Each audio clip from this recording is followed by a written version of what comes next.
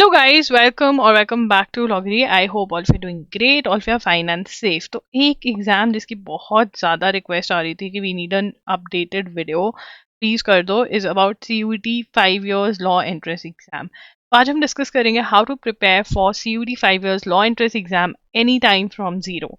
ये जो any time from zero वाली वीडियोस हैं ये बहुत ज़्यादा हेल्पफुल हैं बिकॉज आप कभी भी इस एग्जाम की प्रिपरेशन स्टार्ट कर रहे हो, चाहे कल एग्जाम है, चाहे 1 week रह गया, 15 days, 1 month, 1 year, 2-3 months, इस वीडियो से आपको पता चल जाएगा कि सिलेबस क्या है, पैटर्न क्या है, ठीक है। एंड ऑल्सो आपको ये भी पता चल जाएगा कौन सी बुक्स में से आपको पढ़ लेना चाहिए।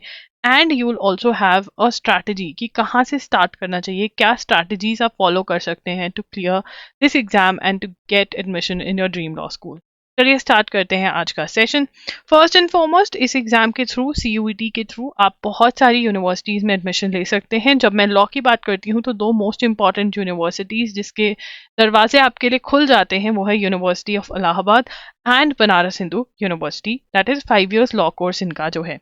इसके अंदर अगर हम एलिजिबिलिटी देखते हैं, बनारस हिंदू यूनिवर्सिटी कहता है कि आपको कौन कौन सा देना है। CUET के अंदर बहुत सारे पेपर्स होते हैं बट कुछ सिलेक्टेड ही आपको देने हैं। वो कौन से देने हैं? You have to give, they are required to opt for section 1A language, Hindi या इंग्लिश में से एक एग्जाम आपको देना है लैंग्वेज का। लीगल स्टडीज, जिसमें कि आपको 12th स्टैंडर्ड की लीगल स्टडीज की बुक पढ़नी होती है। और सेक्शन 3 जो है वो है जनरल टेस्ट। घबराइए मत, आपको डिटेल में बताऊंगी कि ये कौन कौन से एग्जाम्स क्या क्या हैं। ओवरऑल आपको 12th पास करनी है, ठीक है।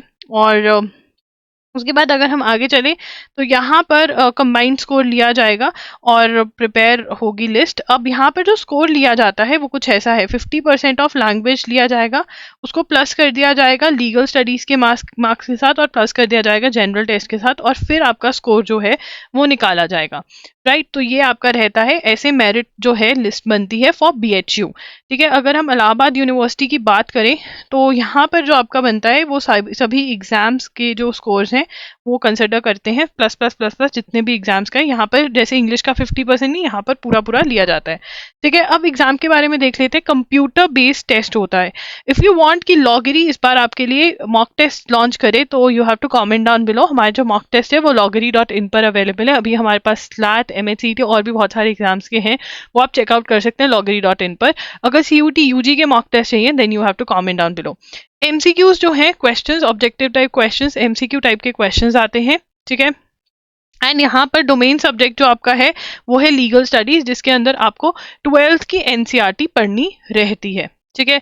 ओके, एंड उसके बाद आपको जो रजिस्ट्रेशन है वो यहाँ पर इनकी वेबसाइट का लिंक है।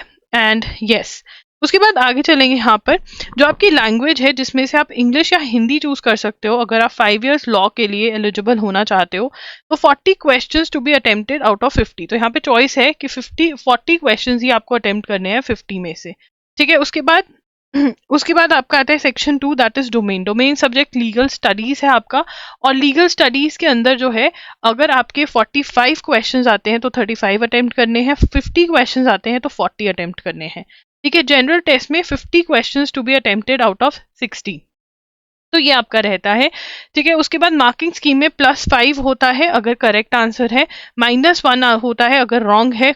आप कुछ भी आंसर नहीं देते हो तो 0 मार्क्स है, ठीक है। उसके बाद आगे चलेंगे।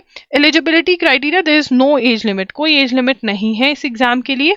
अब हम सबसे पहले बात करेंगे लीगल स्टडीज के लिए, ठीक है। लीगल स्टडीज का मैं यहाँ पर आपको बेसिक सा सिलेबस डिस्कस करूंगी, बट अगर आपको इसकी स्ट्रैटेजी देखनी है तो मैंने इसके लिए सेपरेट वीडियो करी हुई है, क्योंकि ये बहुत ही लंबी चौड़ी वीडियो हो जाएगी अदरवाइज, इसलिए मैंने ऐसा किया है, स्ट्रैटेजी वीडियो अलग बना दी है, ठीक है। उसका लिंक आपको डिस्क्रिप्शन बॉक्स में मिल जाएगा। तो यहाँ पर आपको ये 12th का सिलेबस है। जुडिशरी, टॉपिक्स ऑफ लॉ में property, contracts, torts, introduction of criminal laws in India, arbitration, human rights in India, जो कि बहुत ही इंपॉर्टेंट टॉपिक है। ह्यूमन राइट्स इन इंडिया सबसे पहले खत्म करना, क्योंकि इसमें कॉन्स्टिट्यूशन कवर्ड है थोड़ी थोड़ी, और कॉन्स्टिट्यूशन भर भर के पूछी जाती है, तो this is a very very important topic, ठीक है। उसके बाद अगर legal professional in India, legal profession in India and legal services, ठीक है। और इसके साथ आपके पास लीगल टर्म्स एंड मैगजिम्स भी हैं जो कि स्पेसिफिकली आपके को दी हुई हैं, ठीक है। So this is the syllabus for your legal studies. इसके लिए मैंने स्पेसिफिक वीडियो करी हुई है, उसका लिंक मैं डिस्क्रिप्शन बॉक्स में दे दूंगी। ठीक है। और 12th की जो एनसीईआरटी की बुक है जो कि ऑनलाइन भी अवेलेबल होती है, आपको उसमें से पढ़कर जाना है। इफ़ यू वांट कि मैं इसके लिए आपका एक कोर्स बना दूं, ये पेड कोर्स होगा जिसके अंदर आपको ये लॉ पढ़ा दूं, then you have to comment down below. उसके बाद हम बात करते हैं इंग्लिश की, ठीक है ना। तो इंग्लिश के अंदर जो है आपको ये इनका गाइडलाइंस दी हुई है इन्होंने, ठीक है, ये एनटीए वालों की गाइडलाइंस है।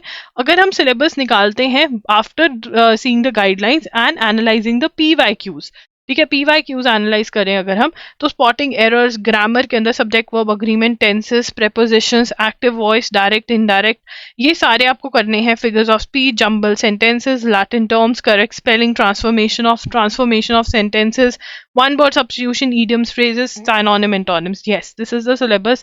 इसके लिए एसपी बख्शी की बुक के लिए जा सकते हो, कोई और भी बुक अगर इंग्लिश में आपको सही लगती है जिसमें ये टॉपिक्स कवर्ड हैं तो उसके लिए भी आप जा सकते हो। तो yes, this is the syllabus of English. मैं आपको यही कहूंगी कि every day 10 to 20 one word substitution, 10 to 20 idioms और 10 to 20 synonym, antonyms लर्न करने लग जाओ। और ये टॉपिक्स को तो आपको एक एक करके उठाना पड़ेगा, ये जो ऊपर टॉपिक्स दिए हुए हैं एक एक करके आपको उठा करके करने पड़ेंगे, राइट। आप जैसे टेंसेस हैं, आप अपनी स्कूल की बुक में से भी बेसिक्स क्लियर कर सकते हैं, ग्रामर की बुक में से अगर वहां पर अच्छे दिए हुए हैं तो वहां से भी पढ़ सकते हैं ये सारे टॉपिक्स।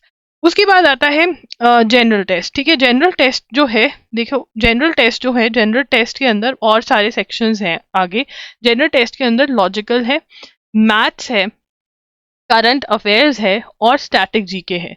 ये सारे सब्जेक्ट्स मिला करके, ये सारे टॉपिक्स मतलब मेजर टॉपिक्स मिला करके आपका जनरल टेस्ट बनता है, ठीक है ना। ये सारे ही इस एक टेस्ट में पूछे जाते हैं, वो है जनरल टेस्ट, ठीक है। तो यहाँ पे देखेंगे इसका सिलेबस क्या है। मैथ्स में percentage, profit and loss, ratio, proportion, number system, simplification, simple interest and compound interest, average, age, time and work, speed, distance and time, mensuration, geometry, Venn diagram, statistics, probability, trigonometry, arithmetic progression. देखिए इसके लिए मैं आपको simple ही बोलूंगी, not 18 days wonder, 30 days wonder की book आती है बाय एस चंद।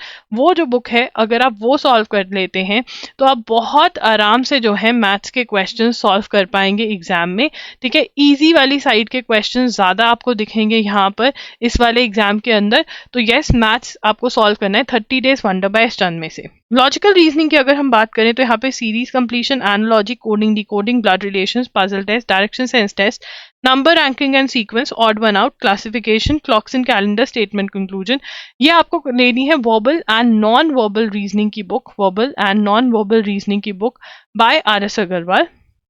तो इस बुक में से you are going to solve your ये वाले सारे टॉपिक्स, ठीक है ना। और इसके अंदर अच्छा दिया हुआ है, RS अग्रवाल या अरिहंत की बुक भी आप ले सकते हैं। स्टैटिक जीके के अंदर है history, geography, science, Indian economy, Indian polity, facts related to India, important first books, awards, religion. देखिए I want to tell you कि इसके अंदर जो मॉक टेस्ट हैं वो थोड़े ज़रूरी हैं, बट अगर आप चाहते हैं तभी मैं बनाऊंगी, क्योंकि जो स्टैटिक जीके है वो थोड़े इंपॉर्टेंट क्वेश्चंस थोड़े डिफरेंट टाइप के भी कवर करने पड़ेंगे, जो अगर आप मॉक टेस्ट में से सॉल्व कर लेते हैं तो बहुत बढ़िया रहेगा। इसके लिए अगर आपके पास यूनिवर्सल्स की बुक है वो भी ज़रूर सॉल्व करें, एंड साथ में आप ऑब्जेक्टिव जीके की मनोहर पांडे की बुक भी बाय कर सकते हैं, जो जिसका नाम मैंने यहाँ पर लिखा हुआ है।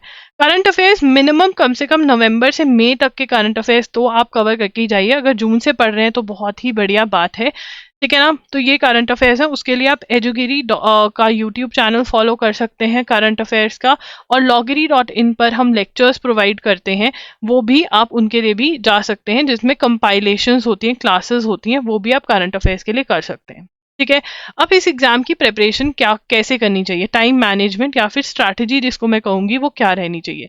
देखिए यहाँ पर आपके पास जो है वो है English, legal studies and general test, ठीक है। सबसे पहले तो आप देखिए कि आप कौन से सब्जेक्ट में सबसे अच्छा है, कौन सा सब्जेक्ट आपको इजी लग रहा है, ठीक है।